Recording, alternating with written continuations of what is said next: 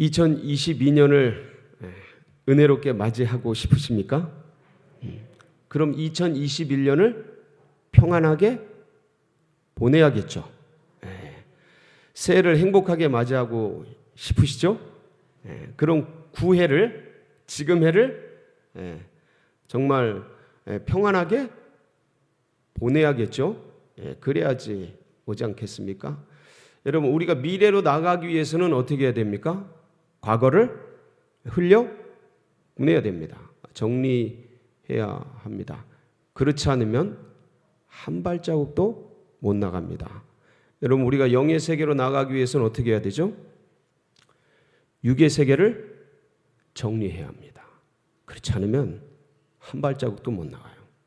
오늘 롯의 처의 교훈입니다. 한 중년의 사람이 자기가 살고 있는 곳을 그 지긋지긋한 곳을 떠나기 위해서 한밤중에 탁 벗어나려고 강가로 가서 배를 탔습니다. 그래서 진짜 생각하기도 싫은 이 지역, 이 땅 떠나버려야겠다. 그리고 밤새도록 노를 저었어요.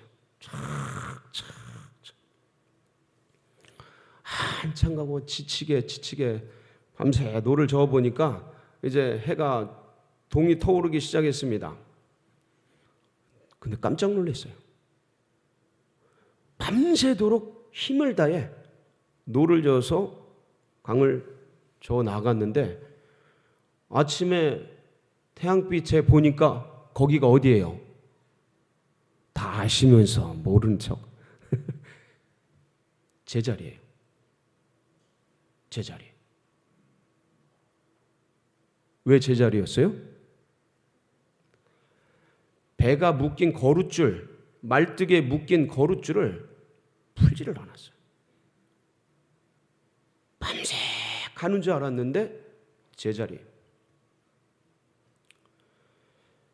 여러분, 이건 굉장히 영적인 내용을 담고 있는 예화입니다.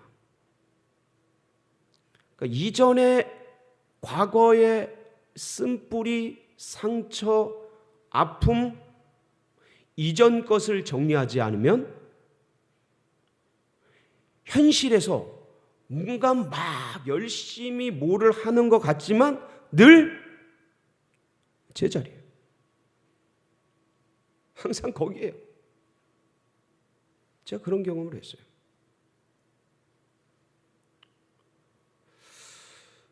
제가 이제 1996년도에 홍천 DTS를 가지 않았습니까?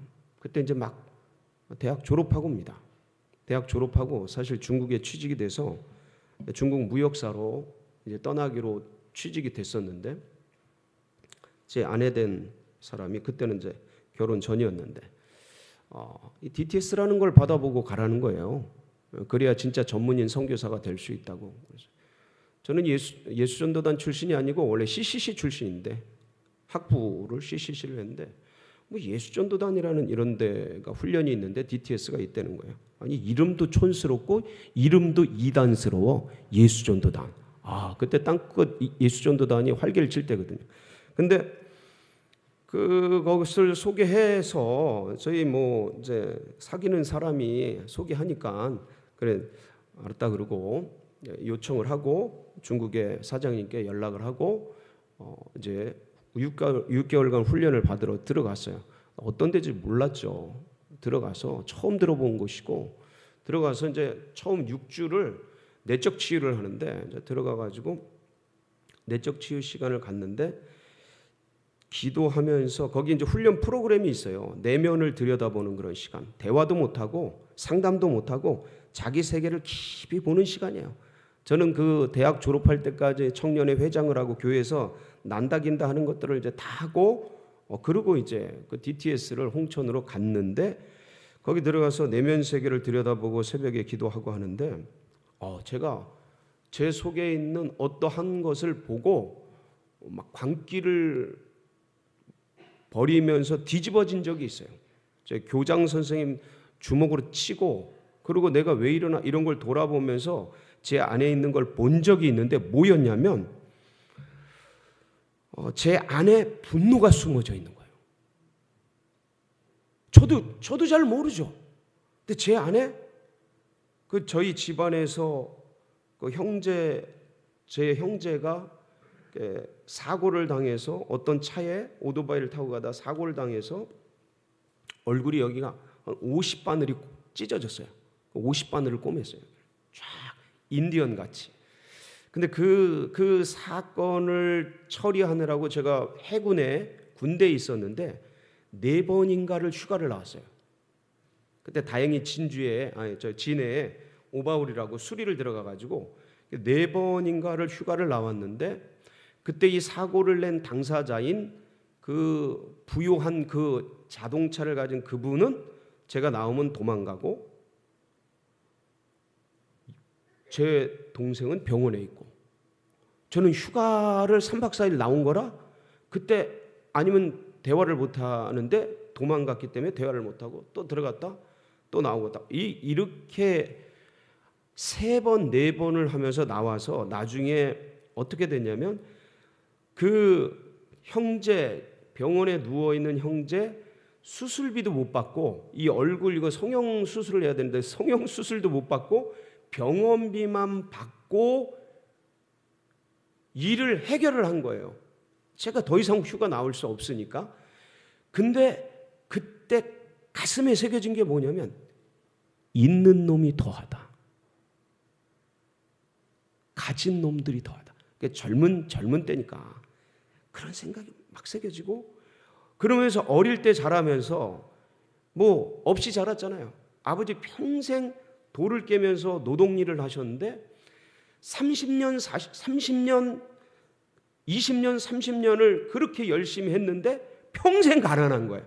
그러니까 이 자본주의 시스템이 가지고 있는 병폐 그런 걸 고스란히 경험한 거죠. 그러니까 이제 가진 자들에 대한 분노, 정부에 대한 분노 이런 게 제 안에 자리 잡았는지 세팅이 됐는지 그 분노가 제 안에 있는지 전혀 모른 채 지내왔던 거예요.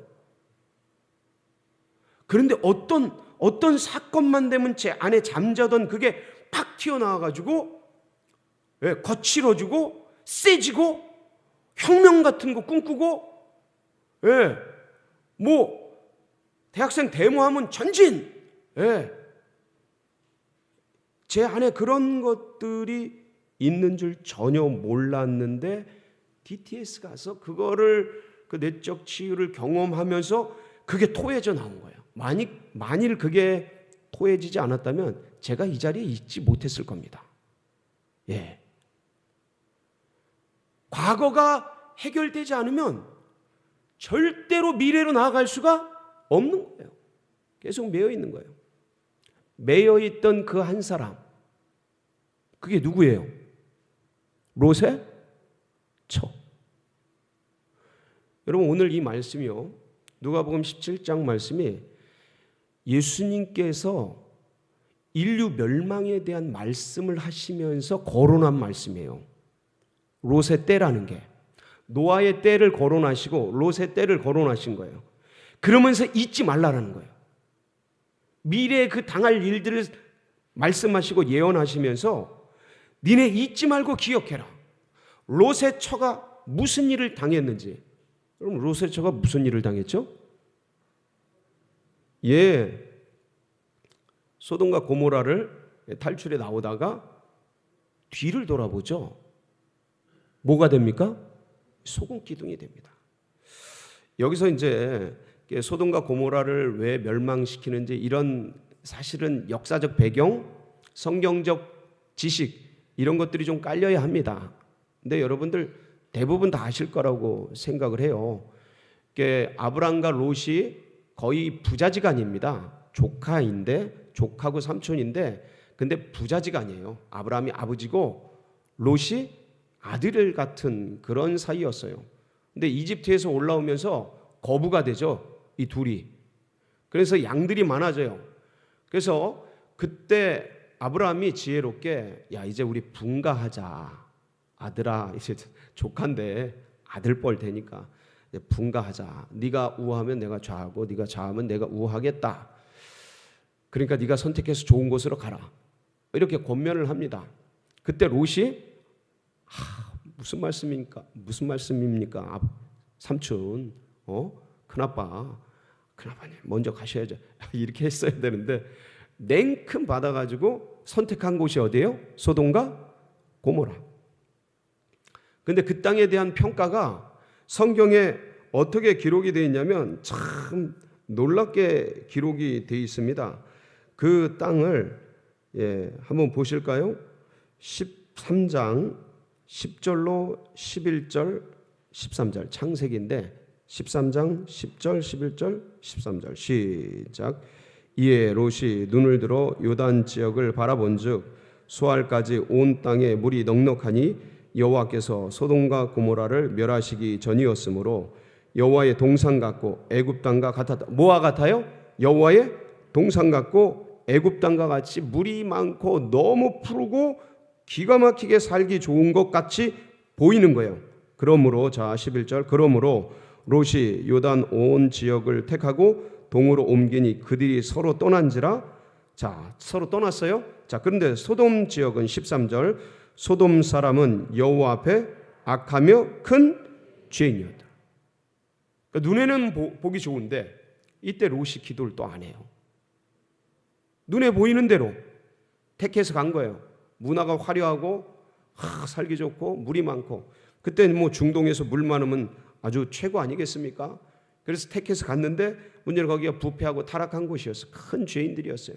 결국은 거기가 어떻게 돼요? 거기서 어떻게 돼요? 롯과 제가 롯을 얘기하는 건 부부 일심동체잖아요. 롯과 롯의 처가 어떻게 됩니까? 베드로전서 2장 6절 8절 엊그제도 이거 말씀을 나누었는데 베드로후서 2장 6절 8절을 보면 롯과 롯의 부인이 어떻게 됐는지에 대한 보고가 나옵니다. 성경에 같이 보실까요? 시작. 소돔과 고모라 성을 멸망하기로 정하여 제가 되게 하사 후세에 경건하지 아니할 자들에게 본을 삼으셨으며 무법한 자들의 음란한 행실로 말미암아 고통당하는 의로운 롯을 건지셨으니 이는 이 의인이 그들 중에 거하여 날마다 저 불법한 행실을 보고 들으므로 그 의로운 심령이 상함이라. 자, 이걸 요 말씀을 보면 자, 그 8절 좀 띄워 주세요. 8절 보면 의로운 롯의 심령이 어떻게 됐다고 나옵니까? 상했다. 이 상했다라는 표현을 앞에 문맥을 한번 보세요. 앞에 문맥을 보시면 뭐가 나와 있어요? 이는 이 의인이 그들 중에 거하여 날마다 뭘 보고요? 불법한 행실, 타락한 문화, 저질스러운 쾌락과 향락과 일락을 일삼는 도시 문명의 화려함, 그걸 보고 롯이 찾아갔지만 결국 그 영향력 속에서 그것을 불법한 행실을 보고 들음으로 그 의로웠던, 그래서 큰아버지 아브라함과 함께 그 좋은 하란 땅, 갈대아 땅을 떠나서 나도 큰아버지 따라 삼촌 따라 저런 좋은 곳에 가리라. 그리고 따라왔던 의기양양한 믿음의 사람, 믿음의 아들 롯의 심령이 어떻게 됐다고요? 상해버린 거예요. 이 상했다라는 건 그럼 무슨 뜻이겠어요? 타락했다는 뜻이죠. 그러니까 우리가 쉽게 이해하자면 그 불법한 행실에 도시 문명의 쾌락과 향락과 일락을 그 일삼는 그들의 문화가 이 롯 가운데 들어온 거예요. 롯의 처 가운데 들어온 거예요. 근데 하나님이 보시기에는 이게 큰 죄인이고 이젠 메네메네 데겔 우바르신 하나님의 저울추에 달려서 멸망시키기로 작정된, 그럴 정도로 무너질 대로 무너진 땅인데 거기 들어가서 그 영향력을 고스란히 받아서 마음이 세상화되고 세속화되고 무너지고 타락해진 거죠. 우리 성도님들 심령은 지금 괜찮습니까? 이 사회 속에서 만만하잖아요. 이 사회, 이게 소돔과 고모라보다 못하다고 생각하지는 않습니다. 아주 많이 무너져 있죠. 이 세상 속에 들어가서 의로운 우리 성도님들이 마음을 잘 지키기를 축복합니다. 근데 만만치 않아요. 만만치 않아요. 깨어있지 않으면, 근신하지 않으면. 보세요. 의인 롯이라고 칭해져 있습니다.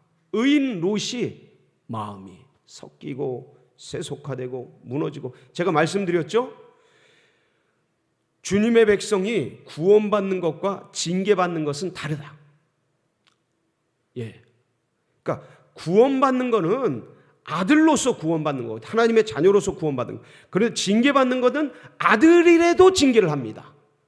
그러면서 제가 제 맞은 얘기를 많이 했잖아요. 어머니한테 맞은 얘기를. 그러니까 아들이라도 딸이라도 혼나고 부모님께 야단 맞고 징계받습니다. 성경은 뭐라고 말하냐면 징계가 없으면 사생자다라고까지 얘기해요. 히브리서에서는. 그러니까 이 징계와 구원은 별개 문제인데, 적어도 의인 롯, 지금으로 말하면 구원받은 믿음의 백성, 교회에 구원받은 크리스찬인 이 의인 롯이 마음이 세속화된 거예요.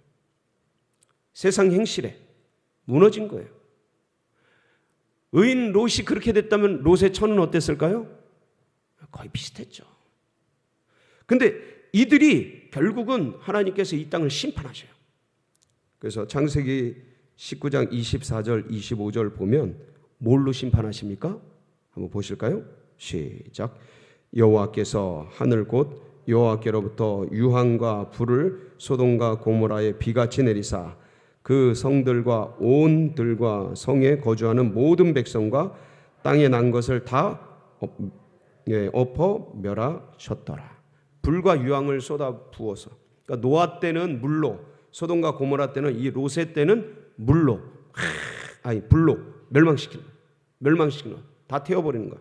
자, 이때 롯이 구원받습니다. 어떻게 구원받아요? 아브라함이 간절한 중보기도, 기억나시죠? 주님, 의인을 악인과 함께 멸하십니까? 가당하십니까? 거기 성중에 의인 50이 있으면 그래도 멸하시렵니까? 그러면서 아브라함이 여호와 앞에 서서 주야, 내 아들 조카 롯 구해주세요. 그러면서 전심으로 중보기도 합니다. 50명, 45명, 40명, 30명, 20명, 10명, 나중에는 민망하고 나중에는 이거 의인 롯이 아닌가 생각할까 봐 아브라함이 기도를 내려놓고 돌아가죠. 근데 그 끈질긴 기도를, 아브라함의 그 중보 기도를, 그래서 기도를 계속해야 된다니까요. 멈추면 안 돼요. 예. 여러분 자녀들을 위해, 손주들을 위해, 그 영혼들을 위해, 세론들을 위해 계속 기도하기를 멈추지 마시기 바랍니다. 그게 쌓여요. 그러니까 아브라함이 그 악착같이 주님 앞에서 주님이 멸하시기로 작정했음에도 불구하고 주님 살려주세요. 기도했더니 주님이 그걸 기억하시고 살려내시는데, 그때 천사들을 통해서 롯과 가족을 구출해 내십니다. 구출해 가는데, 근데 롯의 아내가 어떻게 해요? 막 탈출해 가다가 창세기 19장 26절 보실까요? 시작. 롯의 아내는 뒤로 돌아보았으므로 소금 기둥이 되었다. 어딜 봤어요? 왜 봤어요? 바로 이 문제예요. 주님이 지금 그 문제를 상기시키고 계시고, 롯의 처가 왜 뒤를 돌아봤는지, 소돔과 고모라에 두고 온 재산, 두고 온 것들, 아까운 거죠. 궁금한 거죠. 어떻게 됐나? 미련이 남은 거죠. 근데 주님이 심판하시고, 거기서 같이 심판당했어야 될 당사자들인데, 그러면 여기가 얼마나 무너지고 타락한 곳인지를 알고 진절머리를 치면서 뒤도 안 돌아보고 앞을 향해 나아가야 했었건만, 그 뒤를 돌아보고 아쉬워하고 안타까워하고. 주님께서 여기에 창세기에서는 말씀을 하지 않으셨는데, 예수님이 그런 말씀하십니다. 쟁기를 들고 뒤를 돌아보는 자는 하나님 나라에 들어갈 수 없느니라. 하나님 나라에 합당하지 않느니라. 왜 뒤를 돌아보느냐? 그 과거의 것, 그 지나간 것, 거기에 대한 아쉬움, 그 과거의 그 메인 것, 그 소돔과 고모라라는 그 두고온 것, 이전의 것, 사실은 끊어버리고 제거해버리고 없애버려야 될 그것, 왜 거기에 마음을 두고, 왜 거기에 자꾸 시간을 쓰고, 왜 그 옛날의 옛 구습, 내가 놀던 것, 그 주님이 원하시지 않는 그 세속적인 거기에 자꾸 왜 마음을 두고 그쪽에 신경을 쓰고 그 세상에 왜 미련을 못 버리고 그렇게 뒤를 돌아보고 있느냐라는 거예요. 그걸 멈춰라. 근데요, 생각보다요, 여러분, 이렇게 이전 것에 매여서 사는 사람들이 상당히 많습니다. 옛날 일에, 과거의 구습에, 옛 상처와 아픔 속에 매여 있는 분들이 굉장히 많아요. 생각보다 많습니다. 그때 그 일만 없었으면 그 소돔과 고모라에 매여 있는 거예요. 롯의 처처럼 그게 자꾸 걸리는 거예요. 그때 그 일만 없었으면 지금 내가 이러지 않을 텐데. 내가 어디서 태어났어요? 이 집에 태어났어. 제가 들었던 소시적 얘기는 이거예요. 내가 이런 집구석에 태어났어.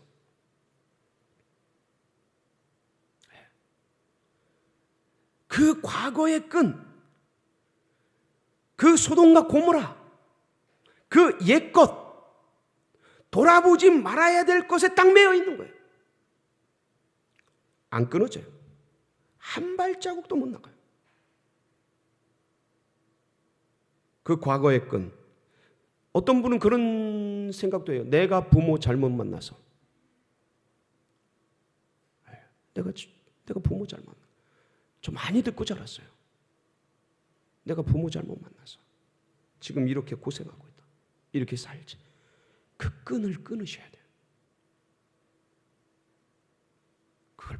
그걸 버리셔야 돼요. 그렇지 않으면 아무리 현실에서 노를 젓고 일을 하고 힘을 써도 제자리예요. 제자리. 나가질 않아요. 주님이 롯의 처를 기억하라는 거예요. 뒤를 돌아본 그 여인. 그러면 이 말씀 속에서는 롯의 처를 기억하라는 이 말씀 속에서는 롯의 처가 돌아본 것을 그리로 가지 말아라. 그리로 내려가지 말아라. 그 세상 속으로 하나님이 원하지 않는 그곳으로. 뭐 젊은이들에게는 그게 뭐겠습니까? 하나님 나라를 향해 가는데 방해하는 것들. 그거 게임 같은 거 아니겠어요? 젊은이들에게는 자꾸 매여 있죠. 그 구습이 안 하고 싶어, 끊고 싶어. 근데 매여서 자꾸 끌려가죠. 자꾸 애굽으로 내려가죠. 예? 하나님을 의지해야 되는데 자꾸 게임에 의지하게 되고 글로 흘러가고. 젊은이들은 많은 경우 그래요. 성적인 것에 매여서 그거 끊지 못하고 자꾸 반복하고 무너지고 깨지고. 하나님을 향해 뭔가를 하려고 그러는데 거기에 매여 있으면 이게 한 걸음도 못 나가요. 갔다가 또 무너지고 갔다가 또 무너지고 결심했는데 또 무너지고. 정리하라는 거예요. 정리하라는 거죠. 정리하고 롯의 처를 기억하면서 어디로 나아가라는 거예요? 뒤가 아니라 앞을 향해 나가라. 할렐루야.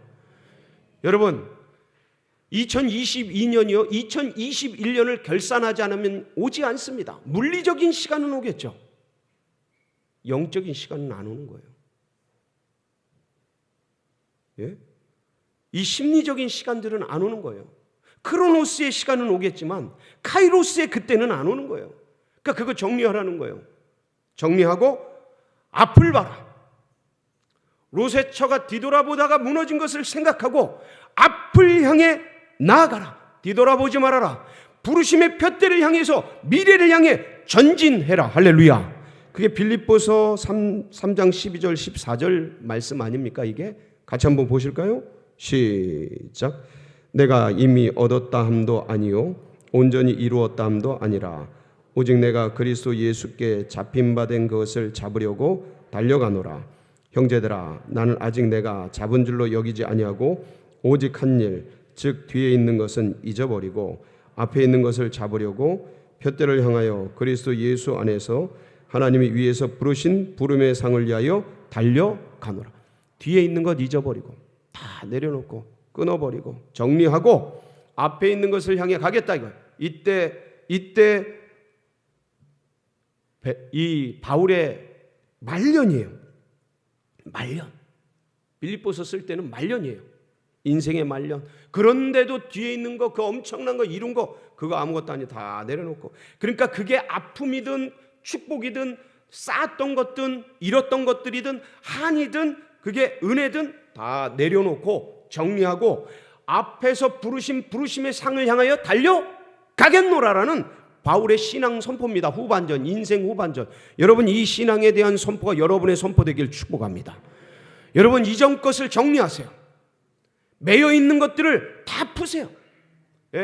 쓴뿌리, 아픔, 상처, 지난날 부모로부터 온 거, 가정으로부터 온 거, 어떤 한이에요? 어떤 일이에요? 그때 그 일만 아니었으면 내가 지금 이러지 않은데 그 모든 것 여러분 주님 안에서 다 정리하시기 바랍니다. 그 나를 계속 올가매고 있는 그 죄에 반복되는 그 죄덩어리 여러분 그거 끊으세요.